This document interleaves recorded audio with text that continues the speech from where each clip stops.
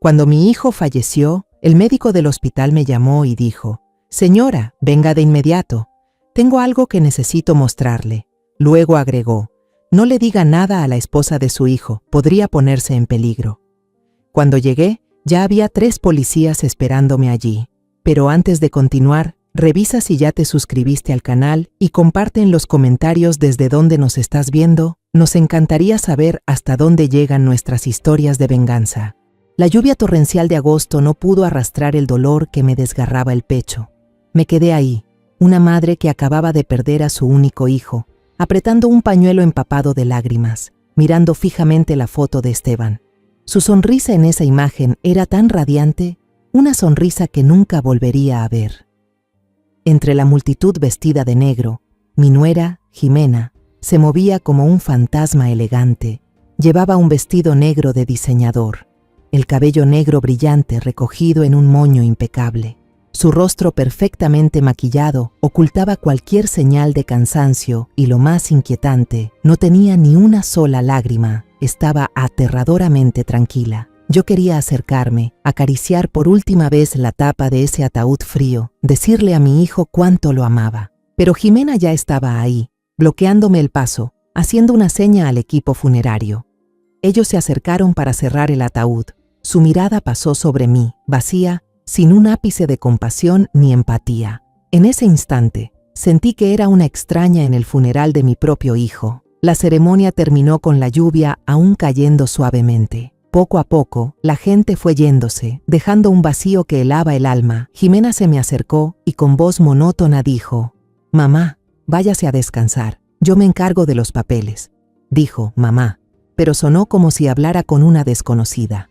Cerca de las 9 de la noche, cuando el dolor ya había agotado toda mi energía, pensé en tomar un tranquilizante para poder dormir. Pero justo en ese momento sonó el teléfono, un número desconocido. Dudé un instante, pero contesté.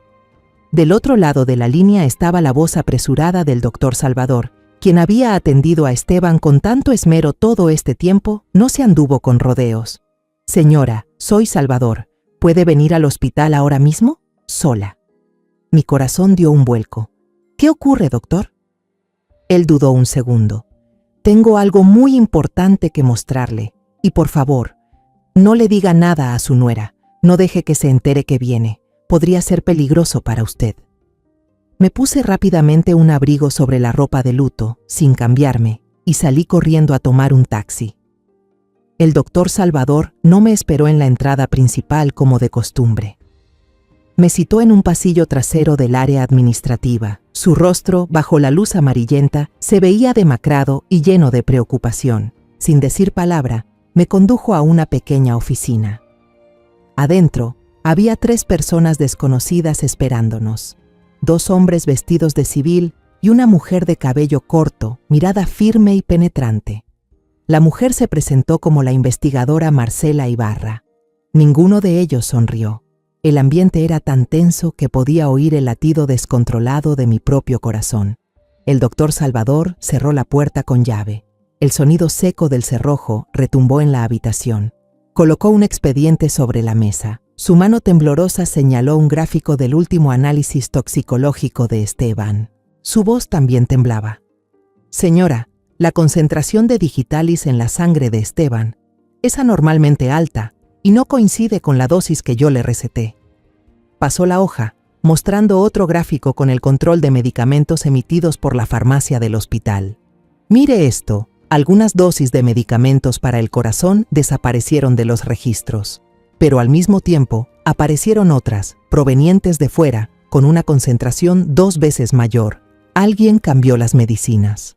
Respiró hondo y me miró directo a los ojos, con una mezcla de compasión y horror. «Señora, lamento tener que decirle esto, pero hay indicios claros de que Esteban fue envenenado lenta y sistemáticamente». La sala quedó en silencio absoluto. Tuve que aferrarme al respaldo de la silla para no caer. Uno de los agentes de civil, un hombre mayor de rostro severo, me acercó en silencio un vaso de agua. Mis dedos temblaban tanto que apenas podía sostener el vaso. El agua casi se derrama. «¿Envenenado?», balbuceé, con la voz quebrada, reducida a un susurro destrozado. «No, No puede ser. Tiene que haber algún error, doctor. Su corazón ya era débil desde antes. Me aferré a esa explicación como un náufrago a un tronco, porque la verdad que acababa de decir el doctor Salvador era aún más aterradora que la muerte. La investigadora Marcela Ibarra habló entonces, con una voz tranquila pero firme. Cada palabra suya era como una piedra lanzada al lago en calma de mi negación. Señora, la digitalis no es algo que se confunda así nada más. Para ajustar la dosis de forma tan precisa, debilitando poco a poco a la víctima sin provocar un shock inmediato, quien lo hizo debía tener muchos conocimientos médicos o haber recibido instrucciones muy detalladas. Esto no fue un accidente. Abrió su portafolio, sacó una libreta y un bolígrafo. Su mirada afilada se clavó en la mía, no para acusarme, sino para buscar la verdad. Ahora necesitamos su ayuda. Trate de mantenerse tranquila y recuerde, en los últimos 3 meses, ¿quién fue la persona principal encargada de los medicamentos de Esteban? Su pregunta fue como una puñalada directa a mi memoria. Me quedé en shock. Una escena en cámara lenta se proyectó en mi mente. Jimena, con su sonrisa dulce, diciéndome, «Mamá, usted ya está grande. La memoria no es como antes. Se le olvidan las cosas. Déjeme a mí encargarme de las medicinas de Esteban. Así me quedo tranquila sabiendo que lo estoy cuidando bien». Ese recuerdo, que solía reconfortarme, que era prueba del amor de mi nuera, ahora se sentía como un cuchillo helado. Fue Jimena, logré decir con dificultad. Ella decía que yo ya estaba vieja, que me olvidaba de las cosas, y por eso quería cuidar a Esteban ella sola. Siempre era ella quien iba por las medicinas al hospital, las preparaba y se las daba de tomar todos los días. Marcela lo anotó, su rostro sin mostrar ni una pizca de emoción. Su profesionalismo me hacía sentir al mismo tiempo segura y aterrada. ¿Alguien más además de ella? ¿Alguna enfermera, empleada del hogar o algún familiar que pudiera haber tenido acceso a sus medicinas? Negué con la cabeza, con la garganta hecha un nudo. No, absolutamente no. Jimena era muy estricta. No dejaba que nadie tocara las medicinas de Esteban. Decía que le daba miedo que se equivocaran con la dosis. Estricta sí, esa era la palabra que siempre usaba. Ahora esa palabra me sonaba espeluznante. El policía mayor que estaba ahí volvió a preguntarme con una voz más cálida. «Señora, ¿usted sabe algo del pasado de la señorita Jimena antes de que se casara con su hijo?» Dudé, escarbando entre los retazos de historias que Esteban me había contado alguna vez con esos ojos llenos de amor. Mi hijo decía que Jimena tuvo una infancia difícil, quedó huérfana, tuvo que arreglársela sola desde joven, hizo varios trabajos poco agradables para sobrevivir en esta ciudad. Esteban siempre la vio como alguien frágil, que necesitaba protección. Me dijo que era su responsabilidad darle una vida mejor. Contar eso me dolía en el alma. El amor y la compasión de mi hijo habían sido mal colocados, ofrecidos a una serpiente venenosa. Marcela le hizo una señal a un joven colega. Verifica inmediatamente todo el historial de Jimena Vargas y sus conexiones sociales de los últimos 5 años, especialmente sus antiguos trabajos y zonas delicadas. El doctor Salvador imprimió todo el expediente médico, las recetas oficiales y el historial clínico de Esteban. Lo desplegamos todo sobre la mesa. Las letras médicas bailaban frente a mis ojos, pero de pronto algo me vino a la mente. «Espera», exclamé. Una vez, hace como un mes, Jimena me dijo que había un medicamento nuevo alemán muy bueno para el corazón, pero que nuestro hospital aún no lo tenía. Dijo que había conseguido que alguien lo trajera desde allá para que Esteban pudiera tomarlo. Todavía lo recuerdo bien, ella tiró a la basura la caja de medicina vieja del hospital y hasta dijo, «Ese medicamento ya no funciona bien». Marcela levantó la cabeza de golpe, sus ojos brillaban con determinación. ¿Recuerda el nombre de ese medicamento? ¿O la farmacia donde ella dijo que lo compró? Traté de hurgar en mi memoria nublada por el dolor. No recuerdo el nombre. Era un nombre en alemán muy difícil de pronunciar.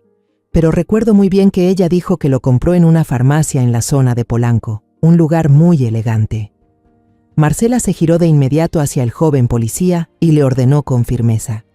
«Ortiz, revisa todas las farmacias privadas en la zona de Polanco. Busca cualquier transacción de medicamentos para el corazón del grupo Digitalis en los últimos 3 meses. Revisa todos los métodos de pago, especialmente tarjetas de crédito a nombre de Esteban o Jimena Vargas. El doctor Salvador de repente señaló otra hoja. Y esto también, señorita Ibarra. Esta es la lista de medicamentos pagados con la tarjeta del seguro. Pero mire, hay varios sedantes y pastillas para dormir de dosis alta compradas en grandes cantidades, que no estaban en la receta que yo firmé. Me pareció extraño, pero el farmacéutico dijo que un familiar pidió comprarlos por aparte. Marcela me miró con una mirada tan filosa como una navaja. ¿Esteban tenía problemas para dormir, señora? Negué con la cabeza de inmediato. No, para nada. Más bien al contrario, el niño dormía mucho en la etapa final. Siempre se veía aturdido, cansado, solo quería dormir. Pensé que era porque su problema del corazón se había agravado. Mi voz se fue apagando al darme cuenta. Marcela concluyó por mí. Su tono era frío como el hielo, congelando toda esperanza de que todo fuera una equivocación. Le dieron pastillas para dormir para debilitarlo, para reducir su capacidad de razonar y de resistirse. Alguien que está siempre cansado y aturdido acepta cualquier pastilla que le den sin cuestionar.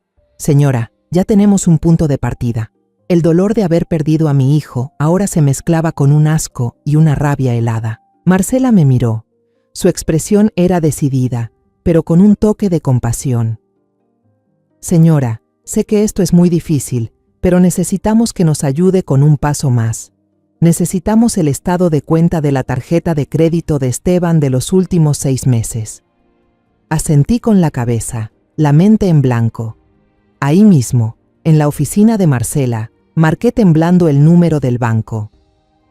Mi voz al teléfono sonaba lejana, como si fuera de otra persona. Como madre biológica y único familiar registrado, pedí una copia urgente. Cada palabra que pronunciaba era como un martillazo clavando el último clavo en el ataúd de la confianza que alguna vez tuve en Jimena. Los siguientes 2 días se sintieron como 2 siglos. Regresé a una casa que ahora, en mi mente, se había convertido en la escena de un crimen. Cada objeto que Jimena había tocado me ponía la piel de gallina. El abrigo que dejó sobre la silla, los tacones en la entrada, el frasco de perfume sobre el tocador. Todos eran utilería de su obra de teatro llena de mentiras. No podía dormir. Cada vez que cerraba los ojos, veía la imagen de mi hijo debilitándose poco a poco y la mano de Jimena acercándole un vaso de agua con veneno. El joven policía llamado Ortiz recibió la tarea de revisar las farmacias de la zona Polanco. Toda esa mañana estuve inquieta mirando el celular. La primera llamada que le hizo a Marcela fue una decepción. Jefa, revisé las 3 farmacias más grandes del área. Tienen sistemas computarizados muy modernos, pero no hay ninguna transacción que coincida. No hay ningún nombre de Jimena Vargas, ni medicamentos especiales comprados con la tarjeta de Esteban. Sentí como el alma se me caía al suelo. ¿Y si nos equivocamos? ¿Y si todo esto no fuera más que una coincidencia espantosa? Pero ya entrada la tarde, el celular de Marcela volvió a sonar. Puso el altavoz. La voz de Ortiz del otro lado de la línea sonaba con una emoción apenas contenida. Jefa, lo encontré. Una farmacia pequeña, escondida en un callejón, se llama Farmacia Élite. No es un lugar grande, pero se especializa en medicamentos importados y suplementos de alta gama. Estuve a punto de pasarla por alto. Marcela preguntó de inmediato, ¿tienes pruebas? Muy claras, jefa. La farmacéutica la recuerda perfectamente. La describió como una clienta muy elegante y exigente. Dijo que siempre pedía una marca específica de medicina para el corazón, importada de Alemania, y rechazaba cualquier alternativa, aunque tuviera el mismo efecto y fuera mucho más barata. Incluso dijo que, mi esposo está delicado, solo puede usarlo mejor. La farmacéutica quedó impresionada por lo mucho que supuestamente lo quería. Sentí el estómago darme vueltas a amar al esposo. Sí, un amor mortal. Ortiz continuó. Ya conseguí todas las facturas. Estoy mandando las fotos ahora mismo. Minutos después, la impresora de la oficina de Marcela comenzó a funcionar. Las hojas salían lentamente, una tras otra, trayendo con ellas una verdad cruel y desnuda. Marcela las fue colocando con cuidado en fila sobre el escritorio. Justo frente a mí, sentí que el corazón se me detenía. No eran simples facturas. Era el diario de un asesinato. Una serie de compras de medicamentos con digitalis en dosis inusualmente altas. El mismo tipo que el doctor Salvador había dicho que solo se usa en emergencias críticas. También había cajas de Zolpidem en su presentación más fuerte. Todo pagado con la tarjeta adicional que Esteban le había sacado a Jimena para que pudiera comprar lo que necesitara con libertad. Las compras eran inquietantemente regulares, casi cada semana, durante los últimos 3 meses de vida de mi hijo. Marcela tomó un marcador rojo y rodeó las fechas de las transacciones. «Señora, mire esto», dijo con voz fría y cortante. Ella compraba los lunes. Y según el informe médico del doctor Salvador, la salud de Esteban siempre empeoraba repentinamente entre martes y miércoles. Un ciclo perfecto, escalofriante. De inmediato, Marcela solicitó al hospital todas las grabaciones de las cámaras de seguridad del pasillo donde estaba internado Esteban durante su último mes. Esa noche, me senté con Marcela en una sala de monitoreo oscura, iluminada apenas por la luz azulada que emanaba de decenas de pantallas. Vimos horas de grabaciones mudas, adelantando entre momentos vacíos. Me vi a mí misma, caminando cansada por el pasillo, con las manos juntas rezando. Vi a los amigos de Esteban visitándolo, llevando fruta y palabras de aliento. Y luego vimos a Jimena. Siempre llegaba por la noche, después del horario de visitas, cuando las enfermeras ya casi no circulaban y el pasillo estaba desierto. Siempre llevaba el mismo bolso Chanel color beige. Ese bolso que supe después había sido comprado con el dinero de mi hijo durante su primera semana en el hospital. Marcela adelantó a una grabación de 3 semanas atrás. Jimena entró a la habitación de Esteban. La puerta se cerró. Unos 15 minutos después, salió con el rostro tranquilo. A través de la pequeña ventanilla, vi que mi hijo dormía profundamente, pero en vez de dirigirse al elevador para salir del hospital, giró hacia otro lado, en dirección al puesto de medicinas móviles del hospital. Se quedó en un rincón oculto, tras una planta grande que bloqueaba la vista, esperando con paciencia a que se fuera una enfermera de turno nocturno. La cámara de seguridad en el techo, aunque con imagen borrosa y ruido visual, captó ese instante decisivo, el momento en que le arrebataron la vida a mi hijo. Jimena miró alrededor y luego sacó rápidamente de su bolso Chanel beige un frasco pequeño, con la misma forma y etiqueta que los medicamentos del hospital. Ella se acercó al carrito de medicamentos que la enfermera había preparado para los pacientes con una rapidez impresionante. Con un movimiento hábil, sin un ápice de duda, cambió el frasco que estaba en la bandeja de plástico con el nombre de Esteban. El frasco original del hospital lo metió discretamente en el bolsillo de su abrigo. Toda la acción duró menos de 10 segundos. Luego, con total tranquilidad, se acomodó el cabello y caminó directo hacia el ascensor, como si acabara de hacer algo de lo más normal del mundo. Yo contenía la respiración, con las manos apretadas al borde del sillón, hasta que los nudillos se me pusieron blancos. Un gemido se atoró en mi garganta. Esa no era una persona, era un demonio. Marcela me miró, y sus ojos ya no mostraban compasión, sino la firmeza de alguien que está ahí para hacer justicia. Como si leyera mis pensamientos, Marcela apagó la pantalla y la habitación quedó en penumbras. Dijo con voz grave y decidida: «Un plan tan calculado y cruel como este no puede ser solo por odio personal. Tiene que ser por dinero. Señora, necesitamos registrar su casa». «La casa de Esteban y mía», corregí automáticamente.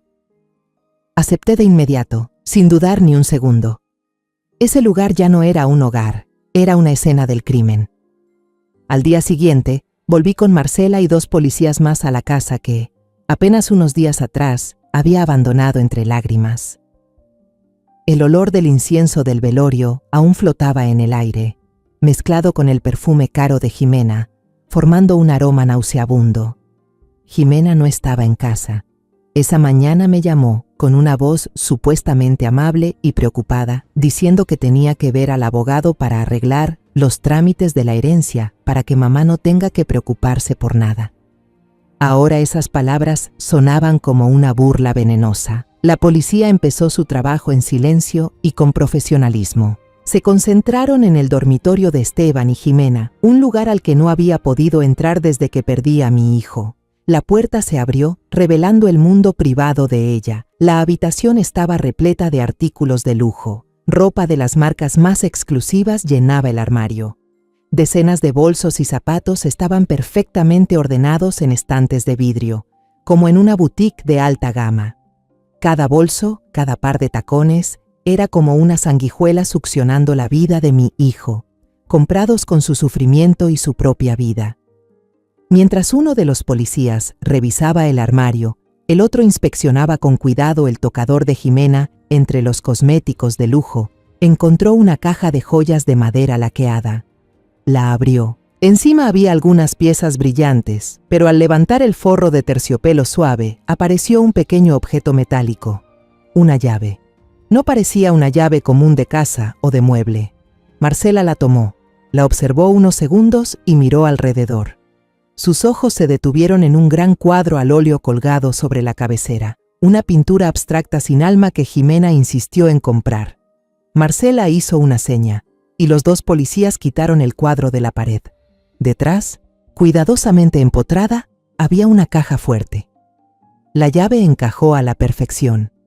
«Señora, ¿puede hacerse a un lado, por favor?», dijo Marcela con suavidad. Me retiré, con el corazón golpeando fuerte en el pecho. Un clic seco delató que la cerradura había cedido. La pesada puerta de la caja fuerte se abrió, revelando su contenido. No había tanto dinero ni joyas como pensé, sino solo papeles, perfectamente organizados en carpetas. Fueron colocando cada documento sobre la cama donde alguna vez durmió mi hijo. Cada hoja era un paso en el plan despiadado de esa mujer. El primer documento era una póliza de seguro de vida a nombre de Esteban Morales, la fecha de contratación, justo después de que se casaron. Único beneficiario, Jimena Vargas. Y la cantidad del seguro me mareó, 5 millones de pesos. La vida de mi hijo, para ella, valía eso nada más. El segundo documento era un expediente médico falso, dentro de una carpeta de un hospital privado del que nunca había oído hablar. Decía que Esteban sufría una disminución cognitiva severa causada por una enfermedad cardíaca en etapa terminal, lo que lo volvía incapaz de tomar decisiones financieras importantes con claridad. Abajo estaba la firma de un médico. Y luego, el tercer documento, el que me hizo sentir como si me dieran un golpe directo en el estómago, un testamento mecanografiado con cuidado en papel de buena calidad. Afirmaba que Esteban, en pleno uso de sus facultades mentales, dejaba todos sus bienes, incluida esta casa, el coche y las inversiones, a su amada esposa. Al final había un párrafo extra, lleno de mala intención, como una herida abierta con sal. Mi madre, con el mayor respeto, ha tenido una vida plena y no necesita más cargas económicas.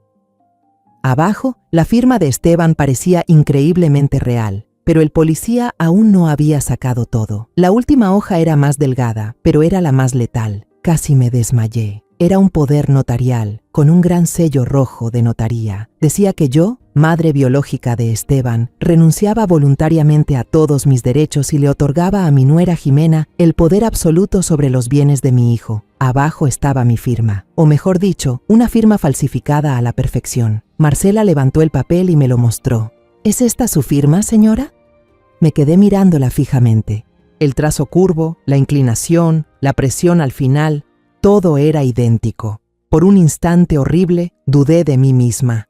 ¿Será que lo firmé en un momento de dolor o cansancio y no lo recuerdo?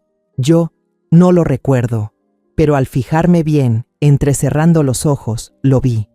Un detalle minúsculo, un hábito que nadie más conoce. Siempre firmo con un pequeño punto justo debajo de la última letra. Una costumbre que tengo desde joven, que me enseñó mi padre. Esa firma, por muy perfecta que fuera, no tenía ese punto. La niebla de mi cabeza se desvaneció y todo se volvió dolorosamente claro. Levanté la cabeza, miré a Marcela con voz temblorosa pero firme. Esa no es mi firma. El que la falsificó es muy bueno, pero se le escapó un detalle. Yo nunca firmé ese papel. Marcela asintió, con una ligera inclinación llena de convicción. Le creo. Vamos a enviar todos estos documentos al laboratorio forense. Ellos nos darán una respuesta definitiva, que nadie podrá negar. Me dejé caer en el borde de la cama, rodeada por papeles que me traicionaban. Miré las cosas de Jimena tiradas por todo el cuarto. Ahora lo entendía todo. A mi hijo no solo lo mataron, toda su vida, su legado, incluso mi amor como madre y mi dignidad como persona, estaban siendo borrados por ella, sin ningún remordimiento. Me fui de esa casa con el alma hecha piedra. En la oficina de Marcela, ella metió cada documento cuidadosamente en una bolsa de plástico transparente con sello. El crujido del plástico sonaba como un lamento. Cuando la selló, sentí que un capítulo oscuro de la vida de mi hijo se cerraba para siempre. Marcela miró la bolsa de pruebas pensativa. Una persona común, por mucho odio que tenga, no puede crear documentos tan elaborados, dijo.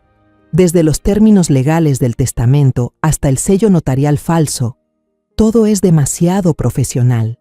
Jimena tiene un cómplice y esa persona claramente conoce la ley.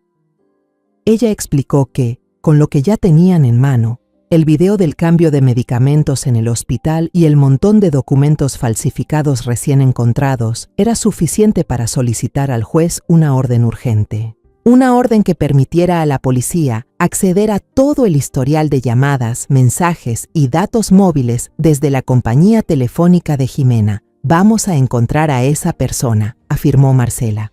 Un día después, yo estaba sentada en su oficina, con la taza de té completamente fría en la mano.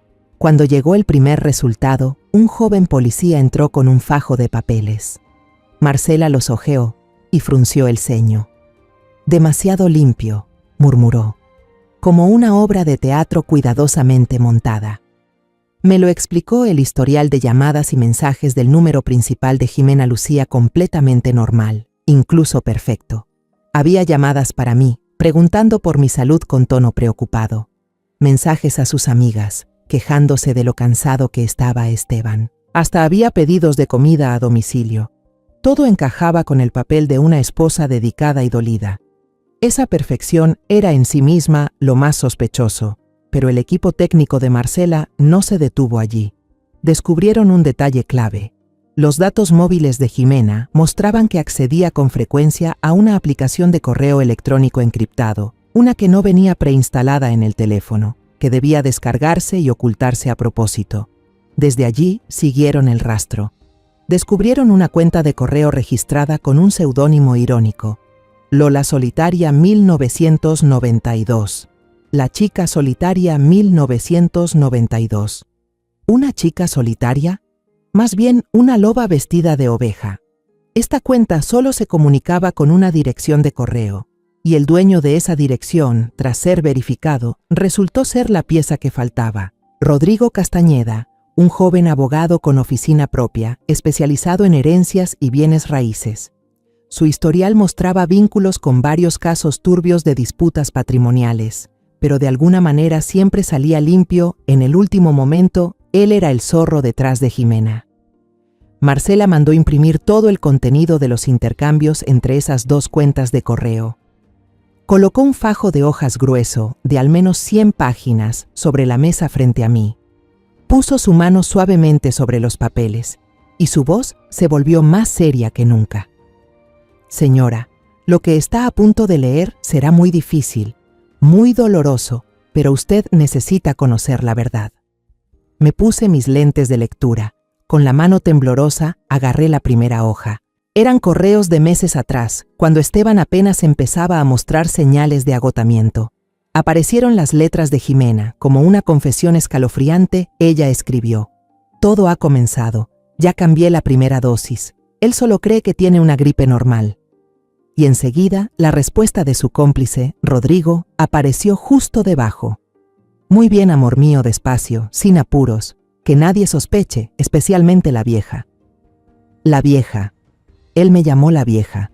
Sentí que la sangre se me subía a la cabeza. Pasé a la siguiente página y cada línea era como una daga invisible que se me clavaba más y más en el corazón.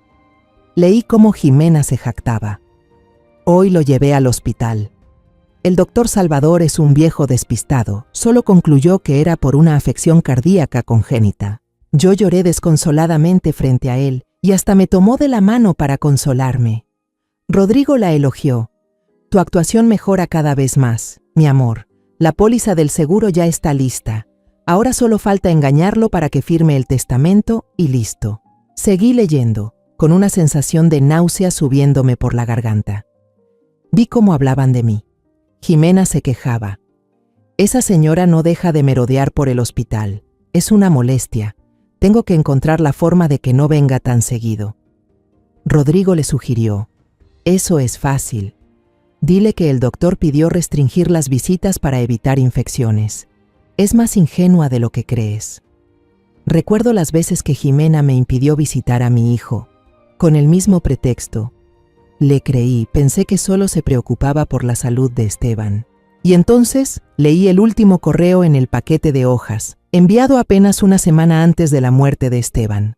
Cada palabra parecía estar al rojo vivo y se clavaba directo en mi alma. Era Jimena, con un tono alegre, emocionado. Ya casi está, amor. Él está muy débil, seguro no pasa de esta semana. ¿Ya reservaste los vuelos y el hotel en Tulum? Quiero irme de este lugar lo antes posible para empezar nuestra nueva vida.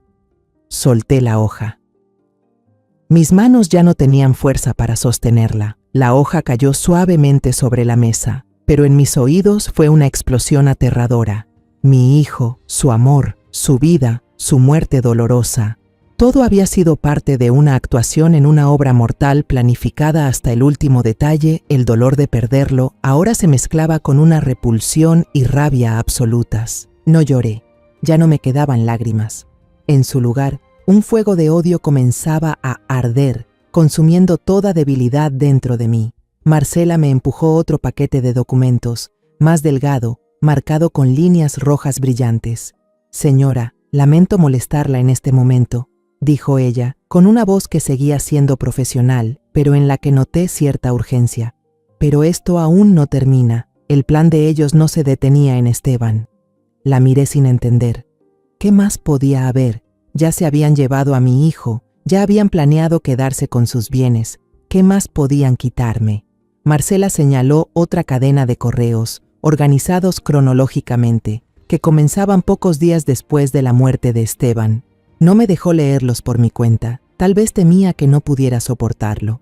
En lugar de eso, empezó a leerlos en voz alta, con un tono plano, como si narrara una noticia sobre una tragedia lejana, pero para mí era el martillo del verdugo golpeando la madera. Esto lo escribió Jimena para Rodrigo, comenzó Marcela.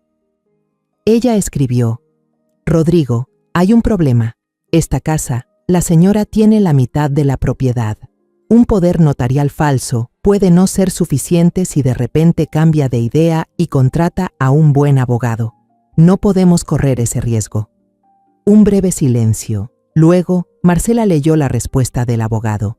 Él respondió: Entonces debemos actuar antes de que ella lo haga. Tengo una idea. Necesitamos demostrar que la señora no tiene capacidad legal.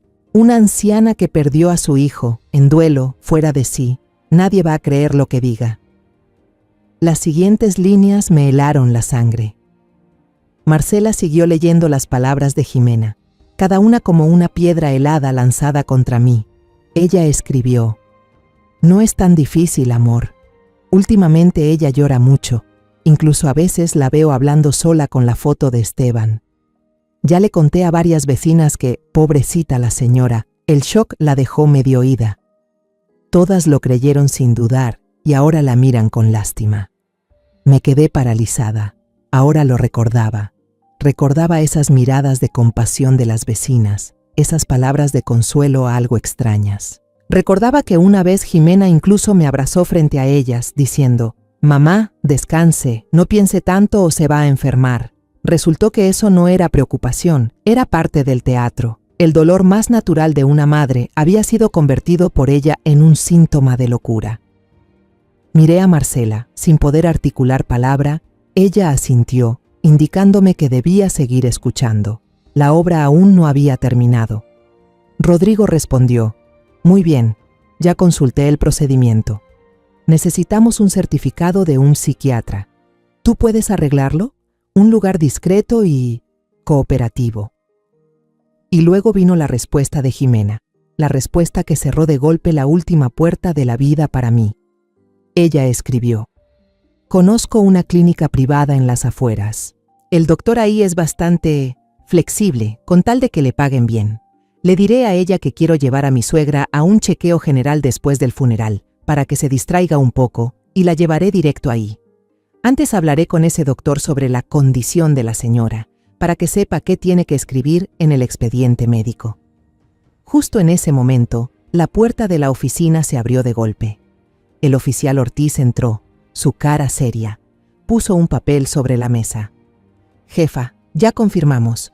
Hay una cita agendada en la clínica psiquiátrica Anlac para el próximo martes. Marcela tomó el papel, entrecerró los ojos. Leyó en voz alta, despacio, cada palabra como un martillazo en mi cabeza. Paciente, mi nombre. Cita registrada por Jimena Vargas.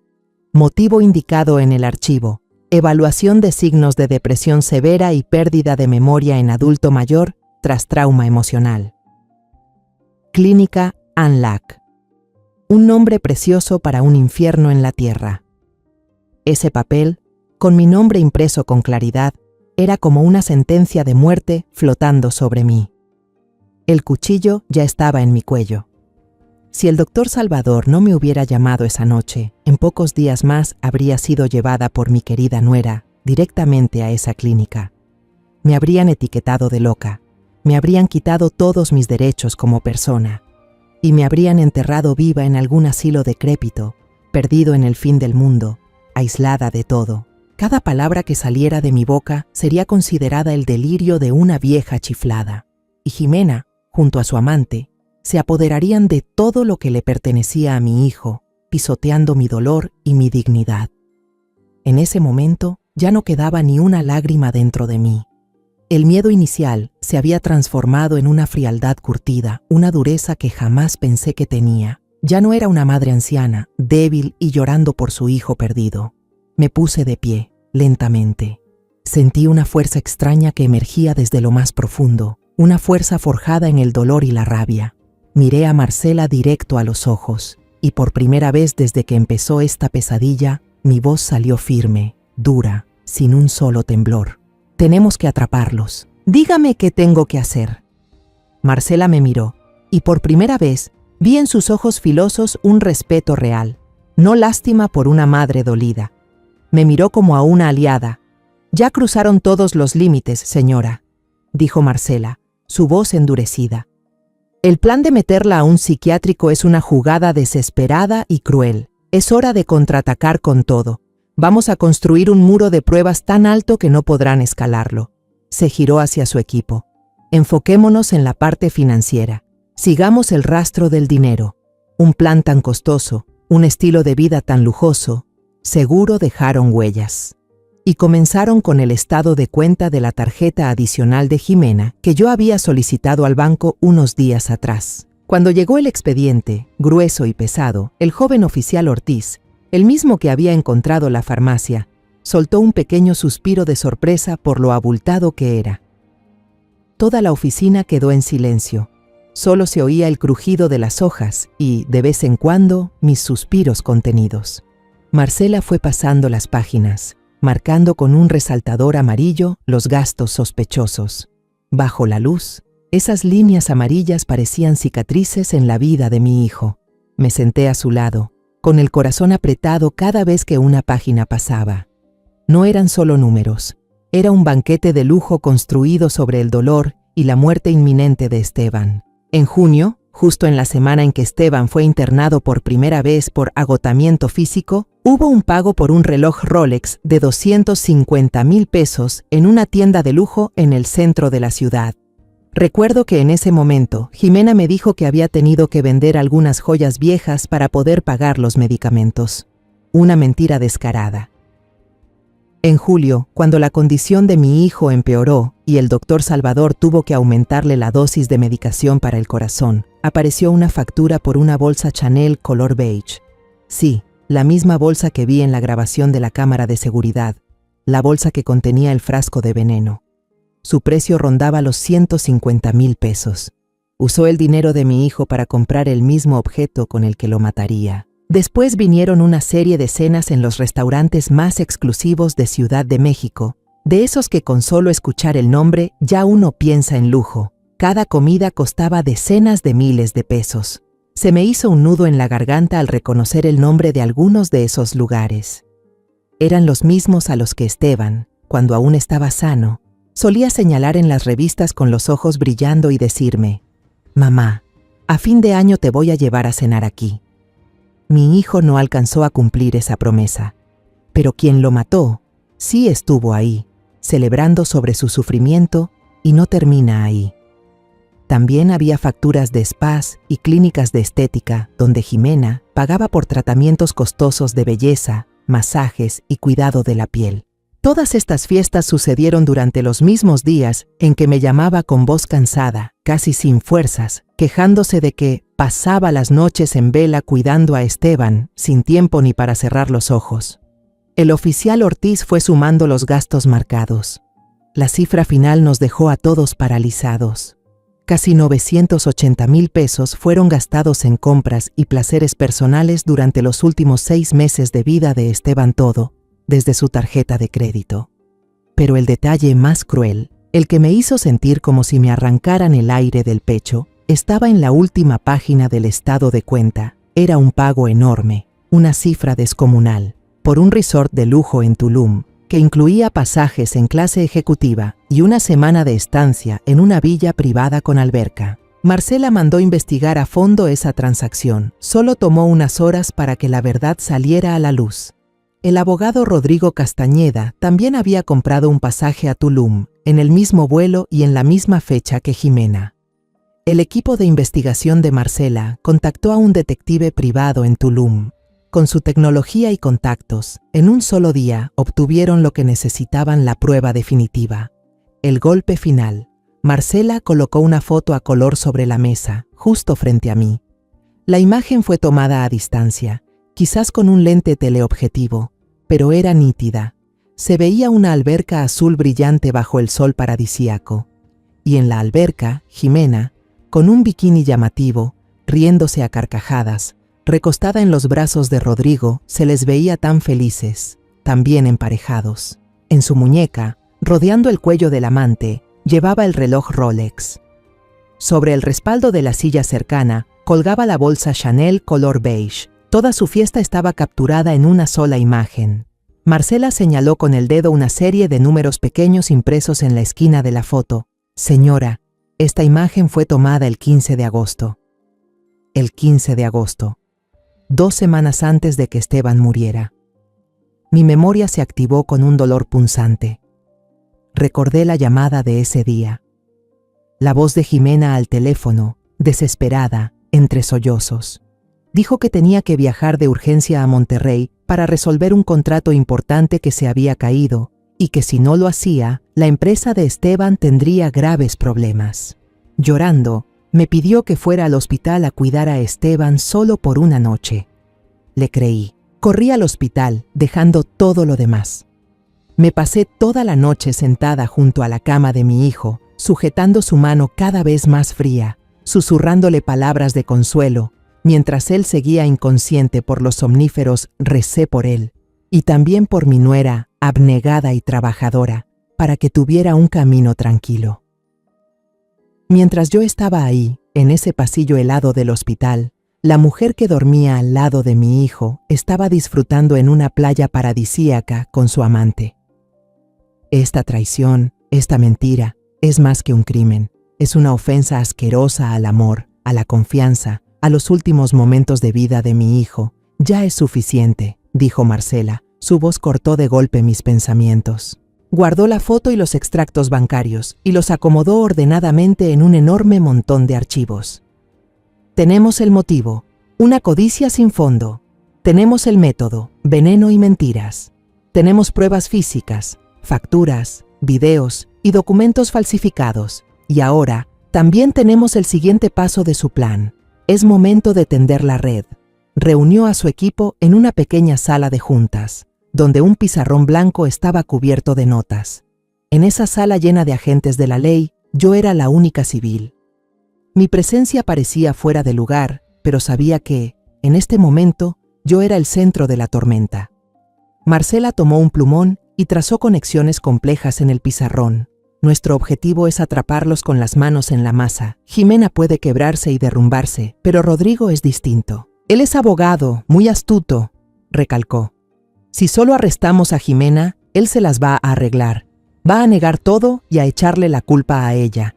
La va a convertir en la única autora intelectual, una esposa celosa o ambiciosa actuando sola. Necesitamos una trampa en la que ambos caigan juntos. Todas las miradas del equipo se dirigieron hacia mí. Lo entendí de inmediato. El plan se formuló, simple pero venenoso, directo al punto débil más letal que tenían. Su codicia y su soberbia, yo sería el anzuelo. Marcela se acercó a mí. Su voz se volvió más seria y personal. Señora, esto será muy difícil y podría implicar riesgos. Tendrá que enfrentarse directamente a ellos. ¿Está segura de que quiere hacerlo? Levanté la cabeza, la miré directo a los ojos, sin dudar un segundo. La imagen de Esteban en la cama del hospital, débil y confiado en la mujer que lo estaba matando poco a poco, apareció en mi mente. Por Esteban, dije, con una voz firme como una roca. Haré lo que sea. Marcela asintió con respeto, y entonces comenzó el entrenamiento. Ella se convirtió en una directora de escena, y yo, en la actriz involuntaria del acto final de mi vida. El guión era muy claro. Yo llamaría a Jimena. Tenía que interpretar a una madre anciana completamente destrozada, agotada por el dolor y cansada de tanto conflicto, alguien que había perdido toda voluntad de pelear y que finalmente aceptaba su destino. El diálogo también estaba preparado. Marcela me hizo repetirlo una y otra vez. Jimena, ya lo pensé bien. Estoy muy cansada. Prepara los papeles, los voy a firmar. Solo quiero estar tranquila lo que me quede de vida. Y aquí venía el punto clave, el anzuelo más afilado. Tenía que pedir ver también al abogado de Jimena, es decir, a Rodrigo, para asegurarme de que todo sea transparente y legal. Y lo más importante, tenía que exigir que la firma se hiciera en una notaría elegida por ellos mismos. Haz que crean que tienen el control total de la situación, explicó Marcela. Ese es el momento en que bajan la guardia. Ensayamos la llamada muchas veces. La primera vez mi voz fue demasiado firme, demasiado fría. La rabia seguía ahí, sin esconderse. Marcela negó con la cabeza. No, ese es el tono de alguien que quiere vengarse, no el de alguien que ya se rindió. La segunda vez, intenté aparentar debilidad, pero mi voz temblaba de manera incontrolable. El dolor verdadero estaba a punto de desbordarse. Marcela pacientemente me corregía cada detalle. Puso una mano sobre mi hombro y dijo, no finjas. Recuerda cómo te sentiste. Recuerda esa sensación de impotencia, de estar perdida. Cuando estabas en el funeral de tu hijo, usa ese sentimiento. Conviértelo en tu arma. Sus palabras despertaron un recuerdo doloroso, pero muy útil. Cerré los ojos, recreé la imagen de la capilla, el sonido de la lluvia cayendo y la imagen de Jimena apartando con frialdad la corona de crisantemos blancos. Un sentimiento de verdadero agotamiento me invadió. Finalmente estaba lista. Sentada en la oficina de Marcela, con la grabadora ya encendida y todo el equipo conteniendo la respiración, inhalé profundamente y marqué el número de Jimena. Mi corazón latía con fuerza en el pecho al escuchar el tono de llamada al otro lado. Cada bip era como una cuenta regresiva. ¿Hola? La voz de Jimena sonó, un poco a la defensiva, y con impaciencia empecé mi actuación, dejando que el cansancio y el dolor verdadero impregnaran cada palabra. Mi voz era ronca. Jimena, soy yo, tu suegra. ¿Qué pasa, mamá?, preguntó. Aún desconfiada, tomé aire temblorosamente. Llamo para decirte que ya acepté. Firmaré todos los papeles. No quiero más pleitos. Estoy muy cansada. Hubo un segundo de silencio al otro lado. Luego escuché, muy sutil, un suspiro de alivio que intentó disimular. Un sonido de triunfo. Ay, mamá, sabía que lo entenderías. Me alegra tanto que hayas recapacitado. Seguí hablando, ceñida al guión, lanzando el anzuelo decisivo. Pero quiero ver también a tu abogado, para asegurarme de que todo esté claro. Vamos a vernos en alguna notaría. Tú escoge el lugar, y cuando todo esté listo, me mudaré a otro lugar para estar en paz. Sí, claro que sí, mamá. Perfecto. Su voz ya no ocultaba la alegría, se volvió dulcemente falsa. Le aviso a mi abogado ahora mismo, y luego te llamo para confirmarte la hora y el lugar. Murmuré un gracias y colgué. En cuanto el teléfono se apagó, toda la sala pareció exhalar al mismo tiempo. Marcela se acercó y me dio una palmadita en el hombro. Lo hiciste muy bien, dijo, con una sonrisa profesional pero sincera. Ahora solo queda esperar a que muerda el anzuelo. Solo 2 horas después de mi llamada, Jimena volvió a marcar, con una voz eufórica que no podía disimular. Anunció con precisión, como una asistente organizando la agenda de su jefe. A las 10 de la mañana, pasado mañana, en una notaría grande del centro, mi abogado Rodrigo también estará presente para explicarte todas las cláusulas, mamá, agregó, con una dulzura en la voz que me hizo estremecer. Apenas colgué, la maquinaria de justicia de Marcela se puso en marcha. Actuaron rápido y en secreto. Un equipo de investigación contactó y trabajó con el dueño de la notaría. Por suerte, era un hombre íntegro. Al comprender la gravedad del caso, aceptó colaborar sin dudarlo. La sala donde se haría la firma sería nuestro escenario. El plan se diseñó meticulosamente hasta el último detalle. Habría 3 equipos de policías. El primero, con 2 agentes encubiertos, un hombre y una mujer haciéndose pasar por una pareja joven, llegaría temprano a la notaría, simulando un trámite de compraventa, y esperaría en la sala. El segundo equipo se apostaría en posiciones estratégicas alrededor del edificio, un vendedor ambulante con su carrito de bebidas, un taxista estacionado en la esquina. Eran los ojos silenciosos, listos para bloquear cualquier vía de escape. Y el tercer equipo, dirigido por la propia Marcela, estaría en una oficina contigua a la del notario, vigilando todo a través de una microcámara escondida en una pluma estilográfica de lujo colocada sobre el escritorio del notario. La mañana del día señalado, me desperté cuando aún no amanecía del todo. Pensé que estaría temblando, que tendría miedo, pero no. Una calma extraña me envolvía, una tranquilidad como la de un lago antes de la tormenta. Elegí un conjunto sencillo, de color gris ceniza, que se veía gastado y viejo. Me miré al espejo, practicando el gesto de cansancio y resignación, con los ojos hundidos, como Marcela me había indicado. Hoy no solo era una madre buscando justicia, también era una actriz en la obra más importante de su vida. Un auto policial sin placas me dejó en una esquina cercana al edificio. Me bajé del coche y caminé sola el tramo restante, tal como estaba acordado. Cada paso sobre la acera era firme y decidido. Dentro de la sala de espera de la notaría, la pareja de policías encubiertos estaba sentada revisando un expediente grueso, susurrando de vez en cuando. Les asentí levemente y me senté en una silla en la esquina del cuarto, abrazando mi bolso con fuerza, con la mirada fija en el suelo brillante, interpretando el papel de una anciana abatida por el dolor y la resignación. A las 10 en punto, se abrió la puerta de cristal. Jimena y Rodrigo entraron. Caminaban como 2 pavos reales, altivos, entrando a su territorio. Jimena llevaba un traje sastre blanco elegante. Parecía una empresaria exitosa a punto de firmar un gran contrato. Rodrigo, alto y apuesto, vestía un traje caro, el cabello perfectamente peinado y brillante. Me sonrió con condescendencia, una sonrisa arrogante y superior. «Hola señora, soy Rodrigo, un gusto conocerla». Jimena se acercó. Me tomó del brazo con una familiaridad falsa y me condujo hacia la sala del notario. «No se preocupe, mamá», susurró. «Rodrigo le va a explicar todo despacito para que entienda bien». Nos sentamos en una gran mesa de madera. El notario, quien ya estaba coordinado con la policía, colocó un expediente grueso frente a mí. Rodrigo comenzó su discurso.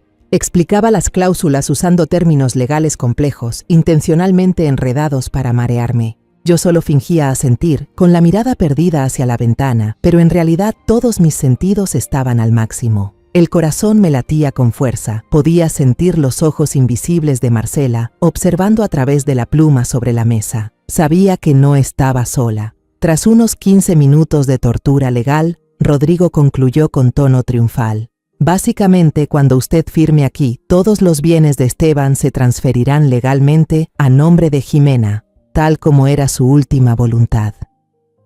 Jimena empujó la pluma hacia mí con una dulzura que helaba la sangre. Firme, mamá. Una vez que firme, todo terminará. Esteban podrá descansar en paz allá arriba. ¿Descansar en paz? Mi hijo jamás descansaría sabiendo que estas hienas están despedazando su herencia. Tomé la pluma con mano temblorosa. Ese momento pareció durar una eternidad. Levanté la vista y miré directo a los ojos de Jimena. No vi ni una pizca de remordimiento, solo codicia y una satisfacción imposible de disimular. Miré de reojo a Rodrigo, que tamborileaba los dedos sobre la mesa, impaciente. Respiré hondo, acerqué la pluma al papel, justo sobre la línea de la firma, alto. La puerta se abrió de golpe. Marcela entró como una flecha, rápida y decidida. Detrás de ella venían 2 policías uniformados. Al mismo tiempo, la pareja de la sala de espera se levantó de inmediato, bloqueando la salida, cerrando toda vía de escape. Jimena y Rodrigo dieron un respingo, sus rostros palidecieron al instante. La sonrisa triunfal en sus labios se congeló y luego se desmoronó. Marcela fue directo a la mesa y dejó caer con fuerza el expediente de pruebas, haciendo un pum seco en la habitación silenciosa. Jimena Vargas, Rodrigo Castañeda están arrestados. Jimena gritó, con una voz aguda y quejumbrosa. ¿Qué demonios están haciendo? Estamos haciendo un trámite de herencia totalmente legal. ¿Legal? Marcela soltó una carcajada fría. Abrió el expediente y mostró unas fotos tomadas en Tulum. Este viaje a Tulum fue legal, mientras tu esposo se debatía entre la vida y la muerte en el hospital. El rostro de Jimena se puso blanco. Marcela levantó el informe forense.